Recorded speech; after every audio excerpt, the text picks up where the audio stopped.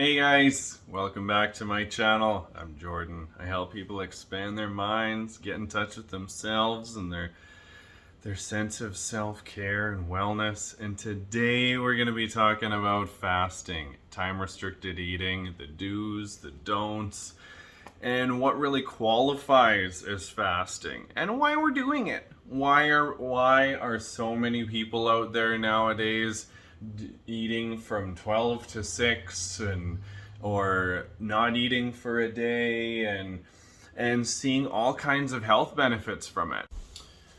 Okay, so you're thinking about fasting, but you're not really sure what to do or how to do it, or Johnny said that he did it 2 days a week, but Jim says that he only does it once a month for a couple days. A couple days?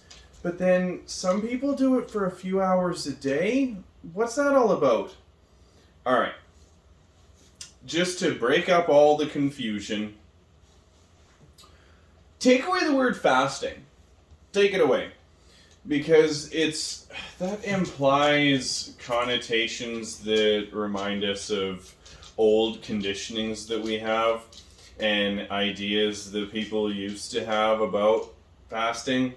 So just replace the word fasting with time-restricted eating, because it's about restricting the time that you're eating in a day or period, your lifestyle, and it's about you. So don't listen to people telling you that you're doing anything that you're not meant to do. When you eat is more important than what you eat.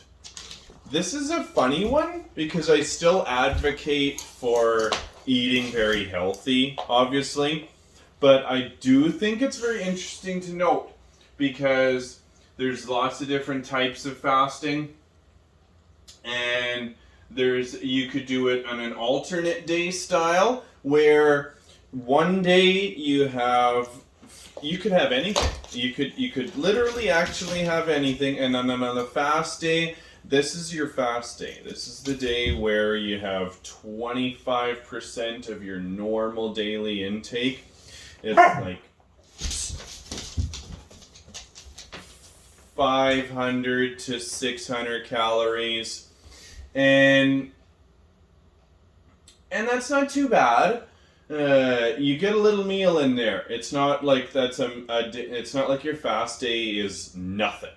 But then on your feed day, you could have pretty well anything. And that one's a very loosey goosey style of fasting.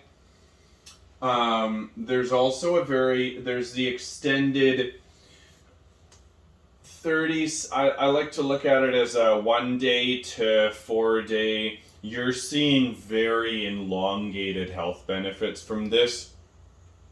Up to 4 days, you reduce insulin growth factor. It's the hormone in your body that really controls aging, and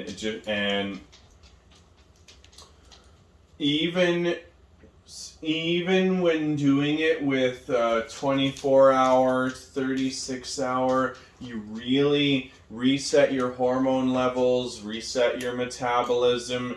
You clean out your whole body. I've done it before, and it really cleans out the colon and the digestive tract, because for 36 hours you're having nothing but water. And it's really good to clean out the body and the digestive system. And there's also 5 and 2.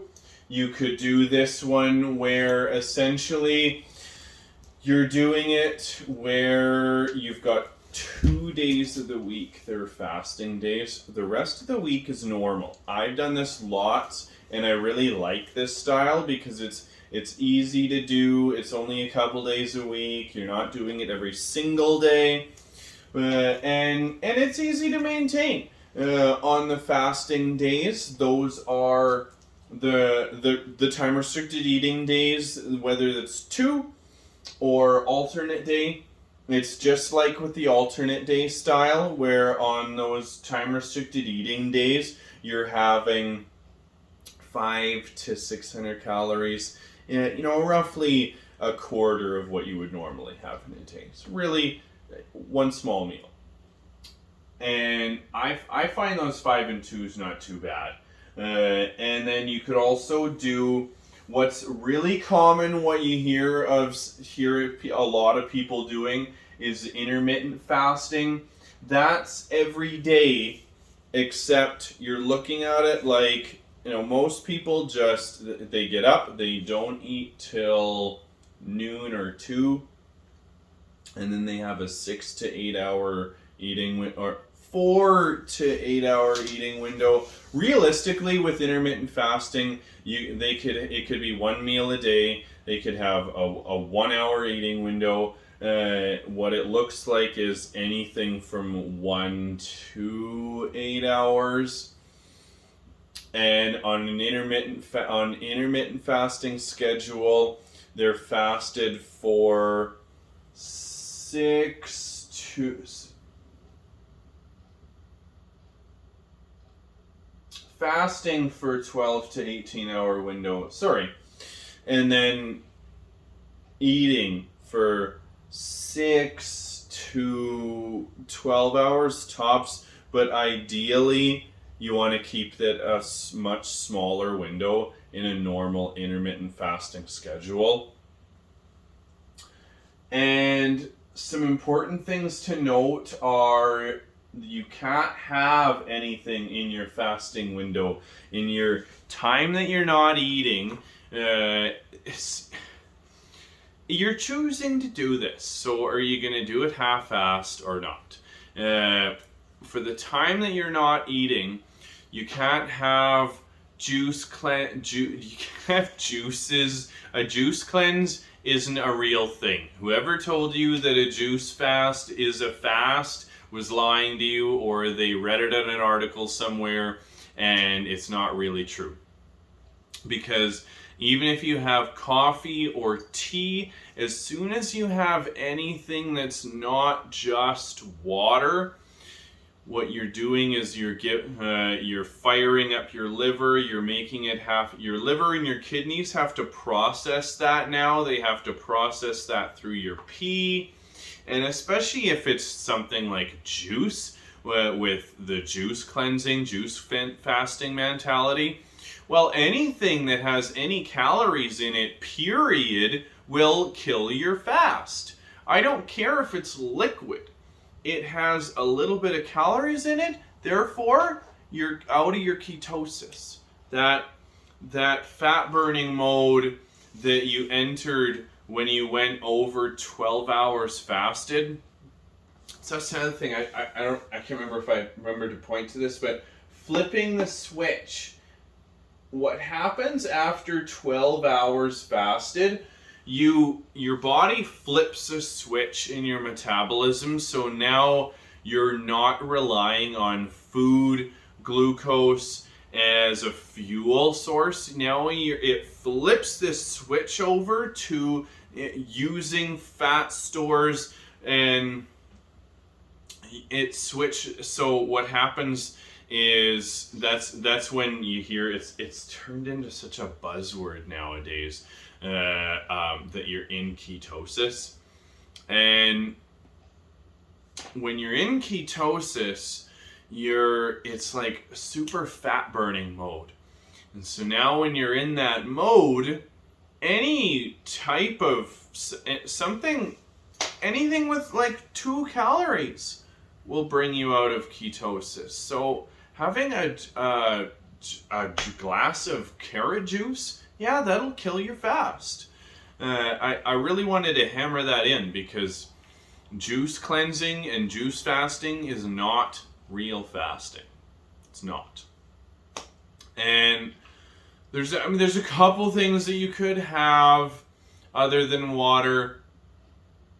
You could have a tiny bit of diluted sea salt water or bone broth, like chicken stock, vegetable stock, if it has electrolytes and like a little bit of sodium in it, because those are the things that get really depleted when you enter these windows.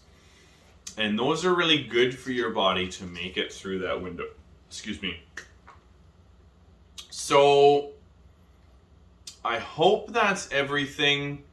I hope that answers a lot of questions without rambling on too much or too much jargon. And for anybody that's thinking about doing this and thinking about doing a 24 or a 36-hour fast, go lay down. Thinking about doing a 36-hour fast or 24 and they want to cleanse, or you're thinking about getting into intermittent, just, think about these main guidelines. Oh, one more thing. One of the biggest reasons why I really like to look at it as simply this overarching theme of time-restricted eating is that if you take away all of the elements of these specific things and you just focus on time-restricted eating, you can look at it from your 12-hour clock and just try to only eat within 12 hours. That's another really great way you can do it. It's the easiest way you can do it. You can do that way every day, and I try to do that just about every day as often as I can, and that keeps me in check, because when I go 12 hours, 12 and 12 and 12 and 12, and I think about it like that, and I keep myself in check that way, then if I have breakfast at 7 in the morning and I make it to 7 in the evening, even if I haven't been strictly fasting for weeks, say it's been a while since I've done 5 and 2, as long as I remember to stop eating by 7 o'clock, I'm good. I'm not stressing myself, I'm not worrying about it or guilt tripping myself. So if you look at it like that, it's very easy to maintain a 12 and 12 where you just simply stop eating at 7 or 8 o'clock and then go from there till the next morning, breakfast at 7 or 8 o'clock in the morning, and there you have 12 hours, time restricted, not eating, and 12 hours eating. And this in turn regulates our circadian rhythm, makes it easier for us to sleep, makes it easier for us to get to sleep at night, or it makes it easier for us to produce melatonin in the evening, and when we're not eating, we're not as snacky, your appetite will regulate better. So try any of these different things out. If there's any of these different versions of time-restricted eating that point out to you, or just simply going on a 12 and 12 hour clock sounds like something you want to do, then give it a try. Leave me a like if you liked this video, or if you have any questions or any of this resonated for you, leave a comment down in the comment section. Just have a really great day and good luck trying some of this stuff out. And be safe.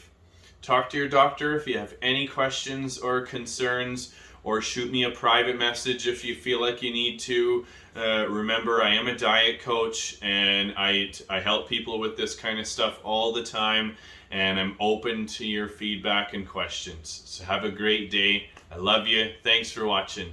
Bye, guys.